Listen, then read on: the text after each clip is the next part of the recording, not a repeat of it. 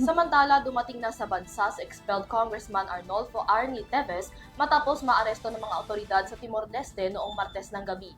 Pinadeport si Teves ng naturang bansa dahil sa iligal na pamamalagi nito doon at sa patong-patong na kasong kinaharap sa Pilipinas. Tunghayan ng aking report.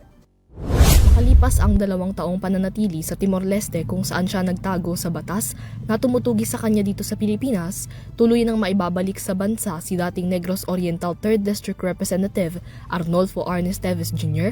alinsunod sa deportation order ng Timor-Leste.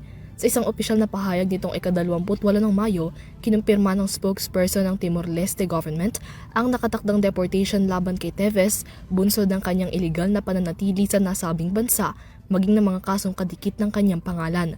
Ayon sa Timor-Leste, iligal na ang pananatili ni Teves sa bansa dahil wala siyang valid visa, walang legal na otorisasyon para manatili doon at patuloy na paggamit sa passport na kanselado na ng Pilipinas.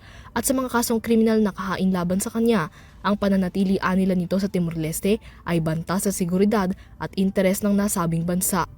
Sa Pilipinas, nahaharap si Teves sa 13 kaso ng murder, 13 kaso ng frustrated murder at 4 na kaso ng attempted murder na kaugnay ng Degamo killing noong 2023 kung saan siya ang itinuturong mastermind. Ayon sa Timor-Leste, ang pananatili roon ni Teves na may patong-patong na kaso sa Pilipinas ay binabahiran ang imahe ng bansa. Ang deportasyon agarang magiging epektibo ang implementasyon.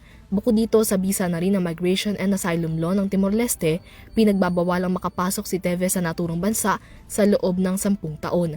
Kasunod dito ay nanindigan naman ng Timor-Leste na susundin ang batas at patuloy ang magiging kooperasyon sa iba pang mga bansa, lalo na sa mga bansang miyembro ng ASEAN upang masiguro ang seguridad at stabilidad ng mga nagkakaisang bansa.